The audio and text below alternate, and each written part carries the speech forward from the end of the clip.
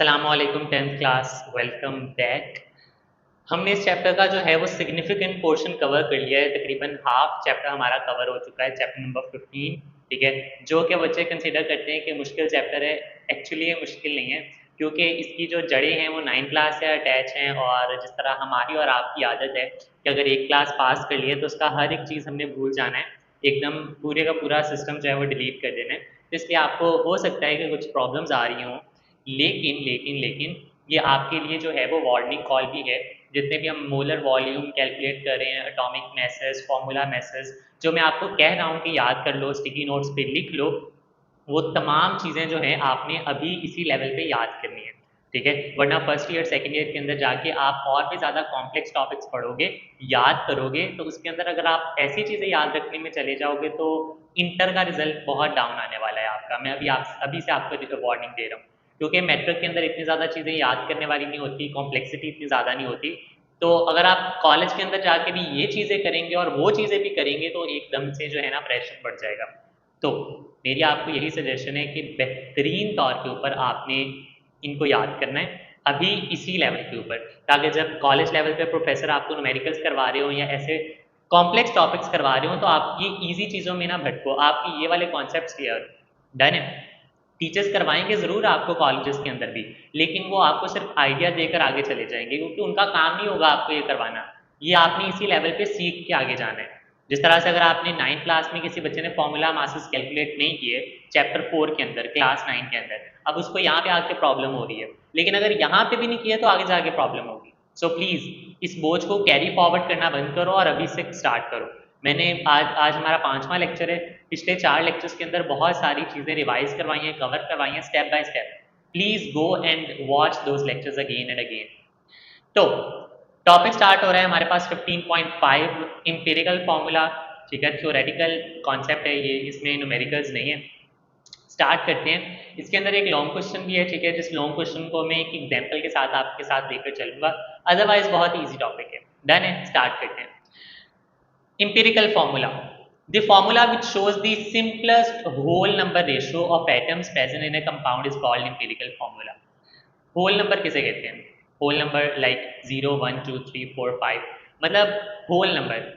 Point के अंदर answer नहीं आना चाहिए लाइक 1.5, 2.3, ऐसा कोई सीन नहीं है। होल नंबर या 1 या 2 या 3, इनके बीच में कुछ नहीं। डन है। और रेशो कहते हैं निस्बत को, ओवर की फॉर्म को। जैसे मैं इसको ऐसे पढ़ सकता हूँ, आपके लिए एग्जांपल लिखा है मैंने, 12/8 को मैं पढ़ सकता हूँ 12:8। अब ये एक नंबर है, अब मैं इसको सिंपलेस्ट फॉर्म में कन्वर्ट करूंगा। देखो 12 और 8 ये दोनों 2 के टेबल पे कैंसिल हो सकते हैं, हो सकते हैं, बिल्कुल हो सकते हैं। तो हम इसको 2 के टेबल पे कट कर रहे हैं, 2 6 12, 2 4 8। तो मैंने इनको जो है वो सिंपल फॉर्म में कन्वर्ट कर दिया क्या, लेकिन सिंपलेस्ट फॉर्म है। क्या फर्दर ये कट हो सकते हैं? हो सकते हैं। अभी भी ये 2 के टेबल पे कट हो सकते हैं, 2 2 4, 2 3 6। तो ये 12:8 को जो मैंने 3:2 में कन्वर्ट किया है, मतलब सिंपलेस्ट होल नंबर फॉर्म के अंदर, ये कहलाता है होल नंबर रेशो। ठीक है, देखो अब मैं इसको फर्दर भी तो कर सकता हूँ, 3/2। जरा 3/2 करो कैलकुलेटर पे, आंसर निकाल लो इसका पॉइंट्स के अंदर, तो ये क्या आ जाएगा 1.5। लेकिन हमें पॉइंट के अंदर तो आंसर ही नहीं चाहिए, तो हम इसको फर्दर सॉल्व नहीं कर सकते, हम इसको 3/2 तक ही कर सकते हैं। अब देखो इंपीरिकल फॉर्मूला होता क्या है। इंपीरिकल फॉर्मूला किसी भी कंपाउंड का ऐसा फॉर्मूला होता है जिसके अंदर एलिमेंट्स के जो नंबर ऑफ एटम होते हैं उनको हमने सिंपलेस्ट फॉर्म में कन्वर्ट किया होता है। एक डेफिनेशन में दोबारा जाने से पहले मैं आपको एक एग्जांपल शो करवाता हूँ। Right, hydrogen peroxide H2O2, hydrogen peroxide. अब देखो हाइड्रोजन के एलिमेंट कितने हैं? 2। ऑक्सीजन के कितने हैं? 2। तो 2/2 को जब मैं कैंसिल करता हूँ तो क्या आ जाता है? 1/1। तो यहाँ पे देखो H के साथ भी 1 आ गया, O के साथ भी 1 आ गया। तो इसको हम कहते हैं सिंपलेस्ट होल नंबर रेशियो।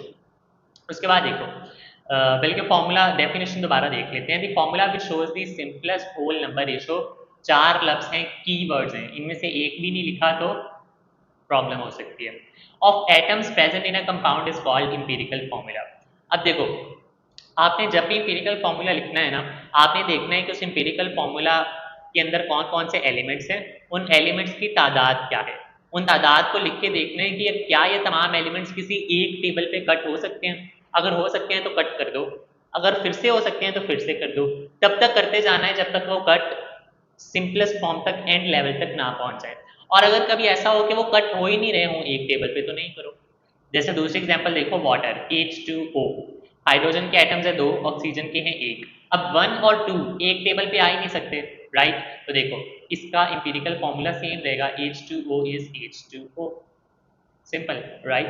तीसरी एग्जांपल है बेंजीन, सॉरी फॉर दैट।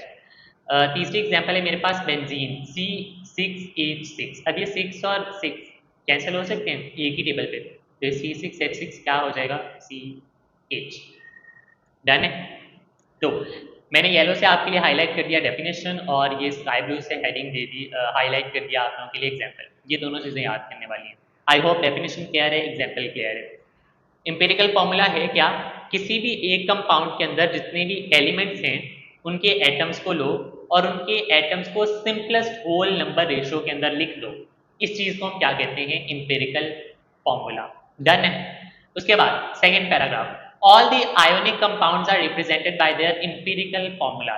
जितने भी आयोनिक कंपाउंड्स हैं ना, ऐसे कंपाउंड जिनमें हम उनके आयंस की तादाद को शो करते हैं, उन सब में हम एम्पिरिकल फॉर्मूला यूज करते हैं। जैसा कि the formula of sodium chloride NaCl represent the simplest ratio between sodium and chloride। अब देखो सोडियम और क्लोराइड, इसके अंदर सोडियम और क्लोरीन के अंदर आपको कोई नंबर नजर आ रहा है, नहीं नजर आ रहा। क्यों? क्योंकि इन दोनों के जो नंबर ऑफ आयंस थे वो सेम थे, तो उन दोनों ने एक दूसरे को कैंसिल करके सिंपलेस्ट रेशियो में अपने आप को लिख दिया। सिमिलरली इसी तरह से the formula of calcium chloride CaCl2 shows the ratio between two calcium and chloride ions। अब ये जो कैल्शियम क्लोराइड है ये भी रेशियो के अंदर लिखा गया है। हो सकता है कैल्शियम के अंदर नंबर ऑफ एलिमेंट्स और हों, क्लोरीन के अंदर और हों, ठीक है। आप इसको इस तरह से कर सकते हो, क्लोरीन के अंदर 12 थे, कैल्शियम के अंदर 6 थे।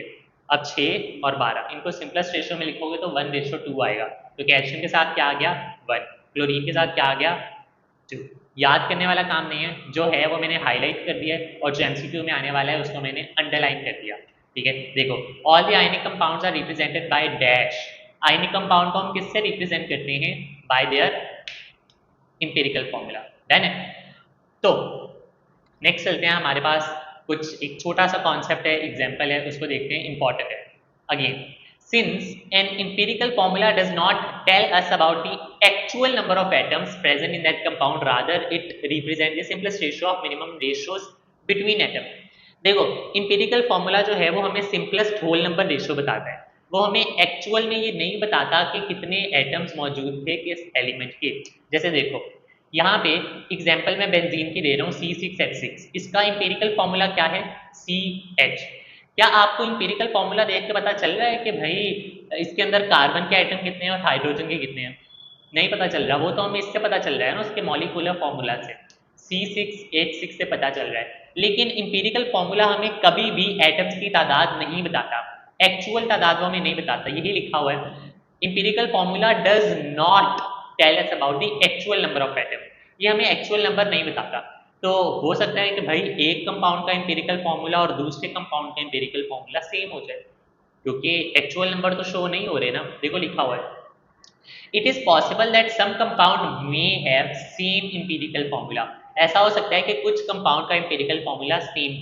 एग्जांपल्स देखते हैं, एसिटाइलिन एंड बेंजीन। एसिटाइलिन का फॉर्मूला है C2H2 और बेंजीन का फॉर्मूला है C6H6। आप इन दोनों का इंपेरिकल फॉर्मूला कैलकुलेट करो, इसका भी CH आएगा और इसका भी CH आएगा। तो दो कंपाउंड्स हैं, दोनों डिफरेंट हैं, दोनों की प्रॉपर्टीज डिफरेंट है, बट दोनों का इंपेरिकल फॉर्मूला एग्जैक्ट सेम है। ये होगी एक एग्जांपल। दूसरी एग्जांपल देखते हैं, एसिटिक एसिड एंड ग्लूकोज। ये दो कंपाउंड्स हैं हमारे पास, एसिटिक एसिड और ग्लूकोज, इन दोनों का इंपेरिकल फॉर्मूला भी सेम है। इसको जो है ना मैंने आप लोगों के लिए अलग से एलैबोरेट किया हुआ, चेक करो नीचे।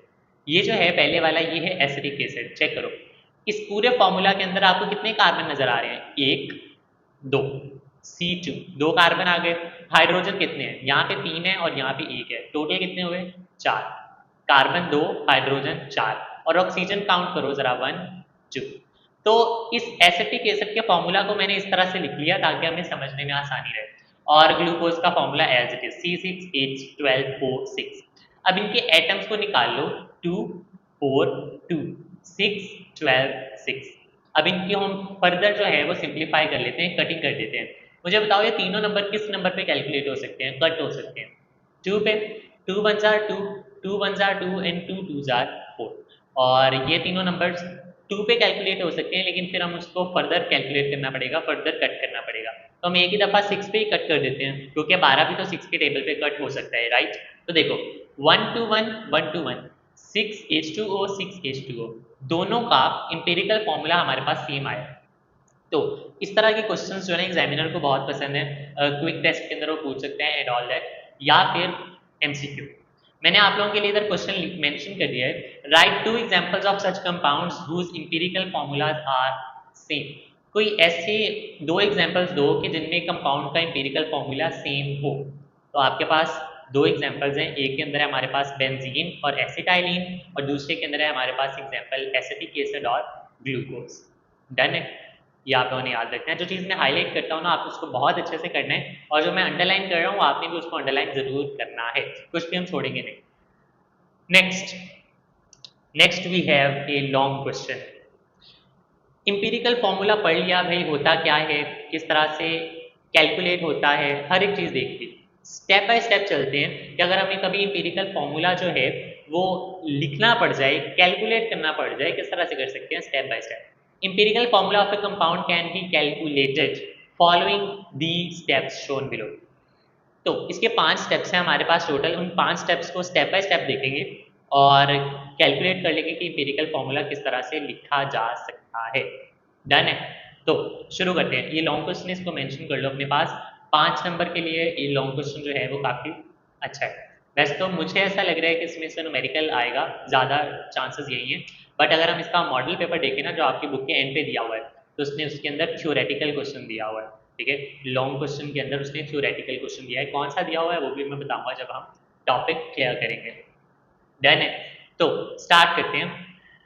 Determine the percentage composition of the compound. हमारे पास सबसे पहला स्टेप ये है कि हमने परसेंटेज कंपोजिशन कैलकुलेट करनी है। Very last topic, very last lecture we have studied, उसके अंदर हमने परसेंटेज कंपोजिशन को ही सीखा था कि किस तरह से करते हैं। ठीक है, ऊपर मैस आ जाता है एलिमेंट का और नीचे टोटल कंपाउंड का मैस आ जाता है, उनको डिवाइड करके हम 100 से मल्टीप्लाई कर देते हैं। लेकिन यहाँ पे देखो क्या लिखा हुआ है, हमने उसका जो मैस है वो परसेंटेज के अंदर कैलकुलेट नहीं करना, बल्कि ग्राम्स के अंदर करना है। ठीक है, यहाँ पे परसेंटेज कंपोजिशन हमने कैलकुलेट करनी है। देखो पहला step, determine the percent composition of the compound. Compound की परसेंटेज कैलकुलेट कर लो। सही है, कैसे, देखो फर्स्ट स्टेप के अंदर देखो, मैं इसको एग्जांपल के साथ पढ़ाऊंगा ताकि ये भी क्लियर हो जाए और हमें पांचों के पांचों स्टेप्स भी क्लियर हो जाए। The percentage composition of compound shows it to contain 25.26% magnesium and 74.74% chlorine। 25.26% हमारे पास मैग्नीशियम है और 74.74% क्लोरीन है। अभी हमारे पास दो परसेंटेजेस है, ठीक है, कंपोजिशन आ गई, परसेंटेज कंपोजिशन। हमने इनको क्या करना है, ग्राम्स में कन्वर्ट करना है। तो देखो जरा पहला स्टेप चेक करो, change the percentage of element two grams. 25.26% को हमने किस में कन्वर्ट कर दिया, 25.26 ग्राम्स के अंदर, और 74.74% को हमने कन्वर्ट कर दिया 74.74 ग्राम्स के अंदर। पहला स्टेप हो गया, very simple, right. Determine the percentage composition, हमने परसेंटेज कंपोजिशन कैलकुलेट कर दिया, उसको ग्राम में भी कन्वर्ट कर दिया। Find out the number of mole of each element. Number of mole calculate करने हैं भाई। अब वो किस तरह से करने वाले हैं हम, मुझे याद है हमने लेक्चर 2 के अंदर सीखा था नंबर ऑफ मोल कैलकुलेट करने का formula, mass over molar mass. जिस भी एलिमेंट का आपको कैलकुलेट करना है नंबर ऑफ मोल, उसका मैस लिखो, उसका मोलर मैस लिखो और दोनों को डिवाइड कर दो। देखो इधर मेंशन भी है, this is done by dividing the mass of each element by its atomic mass.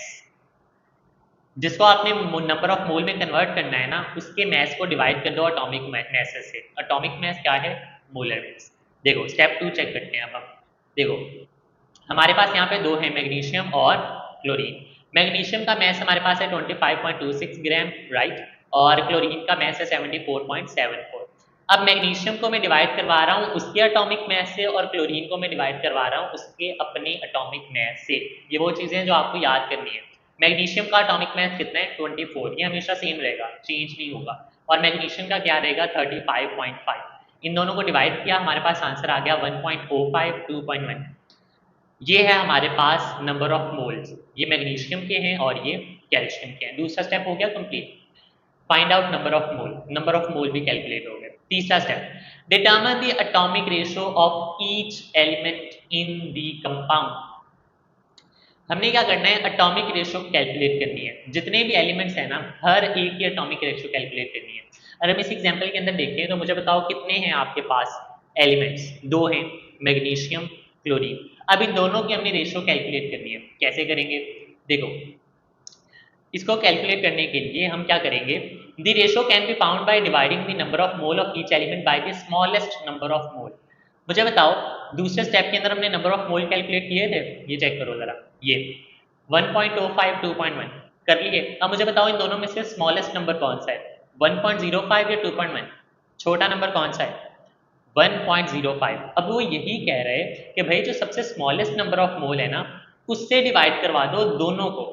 दोनों को किनको, देखो एटॉमिक रेशियो 1.05 ये रही और 2.1 ये रही। अब इन दोनों को हमने डिवाइड करवाना है, जो भी छोटी है 1.05 छोटी है तो हमने इन दोनों को डिवाइड करवा दिया उससे। अब हमारे पास एक आंसर आ गया 1 और एक आंसर आ गया 2। क्या 1 एक होल नंबर है, 2 होल नंबर है। क्या ये इन दोनों में से कोई भी आंसर पॉइंट में तो नहीं है, नहीं है। अगर इनमें से कोई भी आंसर पॉइंट के अंदर होता तो हम एक और स्टेप करते, उसको मल्टीप्लाई करवाते हैं किसी ऐसे नंबर से जिससे वो पॉइंट्स खत्म हो जाए। लेकिन अब हमें वो थर्ड फोर्थ स्टेप करने की जरूरत ही नहीं पड़ेगी। देखो, if the atomic ratio obtained is simple whole number, अगर तो वो रेशियो जो है वो सिंपल होल नंबर के अंदर है, it gives the empirical formula, आपको इंपीरिकल फॉर्मूला मिल गया, आपको कुछ और करने की जरूरत नहीं है। लेकिन अगर नहीं, otherwise multiply this ratio with suitable digit, अगर आपको होल नंबर के अंदर वैल्यू नहीं मिली तो आप उसको सूटेबल डिजिट के साथ मल्टीप्लाई करो, ऐसे डिजिट के साथ जिससे उसका पॉइंट खत्म हो जाए। फॉर एग्जाम्पल अगर आपका आंसर आ रहा है 1.5, तो मुझे बताओ 1.5 को मैं किससे मल्टीप्लाई करूंगा तो वो कंप्लीट होल नंबर बन जाएगा। 1.5 को अगर मैं 2 के साथ मल्टीप्लाई कर दूं तो कितना बन जाएगा, 3, which is a whole number. ठीक है, लेकिन यहाँ पे हमारे पास कोई भी आंसर पॉइंट में नहीं आया था तो हमें मल्टीप्लाई करने की जरूरत ही नहीं पेश आई। Use the whole number ratio as a subscript. आ गया आपके पास होल नंबर 1 और 2, इसको यूज करो सबस्क्रिप्ट के तौर पे। देखो पावर स्क्रिप्ट कहते हैं, पावर अप स्क्रिप्ट भी जिसको हम बोलते हैं। जैसे 2 की पावर है 4, तो हम 4 को जो है ना 2 के ऊपर लिखते हैं, उसको हम कहते हैं अप स्क्रिप्ट या पावर स्क्रिप्ट। जब भी सबस्क्रिप्ट की बात आती है तो वो नीचे आता है। जैसे देखो ये जो क्लोरीन है, क्लोरीन के नीचे लिखा हुआ है 2, तो सबस्क्रिप्ट का मतलब क्या हुआ, नीचे लिखना। Use this whole number ratio as a subscript for the element to get the empirical formula. 5 steps हैं, पांचों स्टेप को जो है ना मैं आपके लिए रिवाइज कर रहा हूँ। पहला स्टेप क्या है, सबसे पहले परसेंटेज कंपोजिशन जो है वो कैलकुलेट कर लो, हो गया। दूसरा स्टेप क्या है, दूसरा स्टेप है हमारे पास नंबर ऑफ मोल कैलकुलेट करने। स्टेप छोटा सा है, अगली लाइन के अंदर जो उसने बड़ा सा करके बताया हुआ है ना, नंबर ऑफ मोल कैसे कैलकुलेट करते हैं वो हमें ऑलरेडी पता है। नंबर ऑफ मोल कैलकुलेट होते हैं मैस ओवर मोलर मैस या mass over atomic masses, done है। तीसरा स्टेप है हमने रेशियोज कैलकुलेट करनी है। किस तरह से करनी है, अब जो हमारे पास नंबर ऑफ मोल्स आ चुके, जो हर एक की हमारे पास रेशियो है, ठीक है, उसको हमने डिवाइड करवाना है सिंपलेस्ट या स्मॉलेस्ट नंबर ऑफ मोल से। जितने भी एलिमेंट होंगे सबको करवा देना है एक ही नंबर से डिवाइड, वो नंबर कौन सा होना चाहिए, स्मॉलेस्ट। तीसरा स्टेप क्लियर हो गया। अब चौथा स्टेप हर बार नहीं यूज होगा, चौथा स्टेप उस वक्त यूज होगा जब हमारे पास कोई नंबर होल नंबर के अंदर नहीं आएगा, अगर कोई आंसर पॉइंट के अंदर आ जाएगा। लेकिन अगर कोई आंसर पॉइंट के अंदर नहीं है तो सिंपली हमारे पास इंपीरिकल फॉर्मूला आ चुका है, हमने उन नंबर्स को एज अ सबस्क्रिप्ट ऐड कर देना है एलिमेंट्स के अंदर, डन है। जिस तरह से हमारे पास ये था, मैग्नीशियम का क्या आ रहा था हमारे पास 1 और क्लोरीन का 2। मैग्नीशियम के साथ देखो लिख दिया 1 और क्लोरीन के साथ 2। 1 लिखो या ना लिखो इट डजंट मैटर, ठीक है। तो एम्पिरिकल फॉर्मूला हमारे पास आ गया मैग्नीशियम क्लोराइड का MgCl2। इस तरह से हम लिखते हैं एम्पिरिकल फॉर्मूला, डन है। तो एक एग्जांपल हमने कवर कर ली लॉन्ग क्वेश्चन के साथ, एक और एग्जांपल आपके बुक के अंदर गिवन है, ठीक है। मैं चाहता हूँ आप इसको जो है वो थॉरली देखो, थोड़ा सा हिंट दे देता हूँ। पहले वाले एग्जांपल के पास हम अंदर हमारे पास 2 एलिमेंट्स थे, इसके अंदर 3 है। पहला स्टेप क्या है, हमारे पास जो परसेंटेज कंपोजिशंस दी हुई है कार्बन, हाइड्रोजन और ऑक्सीजन की, क्वेश्चन के अंदर लिखी हुई है ये, उनको ग्राम में कन्वर्ट करो, सिंपली परसेंटेज हटा के ग्राम लिख दो। पहला स्टेप हो गया। अब नंबर ऑफ मोल कैलकुलेट कर लो, कार्बन, हाइड्रोजन, ऑक्सीजन के। कार्बन का एटॉमिक मास 12 होता है, हाइड्रोजन का 1 होता है, ऑक्सीजन का 16 होता है। डिवाइड करवा दिया, हमारे पास आ गया नंबर ऑफ मोल। अभी से डिसाइड कर लो इन तीनों में सबसे छोटा नंबर ऑफ मोल कौन सा है, 5.4, 15.62 या 1.35? Obviously 1.35, right. अब 1.35 इसको हमने सबके साथ डिवाइड कर देना है, 5.4 के साथ भी, 15.62 के साथ भी और 1.35 के साथ भी। देखो आंसर क्या आ रहा है, एक का आंसर है 4, एक का है 10 और एक का है 1। क्या तीनों होल नंबर है? यस है। क्या किसी का आंसर पॉइंट के अंदर है? नहीं है। तो हमें चौथा स्टेप करने की मतलब किसी उसको सूटेबल नंबर से मल्टीप्लाई करने की जरूरत ही नहीं पड़ेगी। लास्ट स्टेप, इसको हमने सबस्क्रिप्ट के अंदर लिखना है, मतलब कि एलिमेंट के नीचे लिखना है। तो कार्बन का आंसर क्या आया 4, तो कार्बन के नीचे क्या लिख दिया 4। हाइड्रोजन का क्या आया 10, तो हाइड्रोजन के नीचे क्या लिख दिया 10। और ऑक्सीजन का 1, तो उसके साथ कुछ भी नहीं लिखा, क्योंकि जहाँ पे कुछ नहीं लिखा होता है इसका मतलब है कि वो 1 है। डन है। लेक्चर थोड़ा सा लेंथी हो गया है, लेकिन आई होप इसके अंदर हमने एक लॉन्ग क्वेश्चन कवर किया है, एक इंपॉर्टेंट, बल्कि दो इंपॉर्टेंट शॉर्ट क्वेश्चंस कवर किए हैं। तो ये जो है ना आपका वर्थ इट रहा होगा टाइम। तो आपने क्या करना है, डिस्क्रिप्शन के अंदर जाके एमसीक्यू सॉल्व करने हैं। मैं एमसीक्यूज के अंदर जो है ना मोस्टली प्रॉबेबली यही पूछूंगा कि इसका एटॉमिक मास क्या है, इसका एटॉमिक मास क्या है, ताकि आपके लिए जो है वो चीज़ें मेमोराइज करना ईजी हो जाए। डन है। तो एमसीक्यू सॉल्व करने से पहले लाजमी तमाम एटॉमिक मैसेज को देख लो जितने भी अभी तक हमने कवर अप किए, और इस वीडियो को शेयर करना नहीं भूलना अपने फ्रेंड्स के साथ, और चैनल को सब्सक्राइब कर लेना। डन है। Thank you so much. Next lecture के अंदर मिलते हैं, तब तक अपना ख्याल रखिएगा। अल्लाह हाफिज़।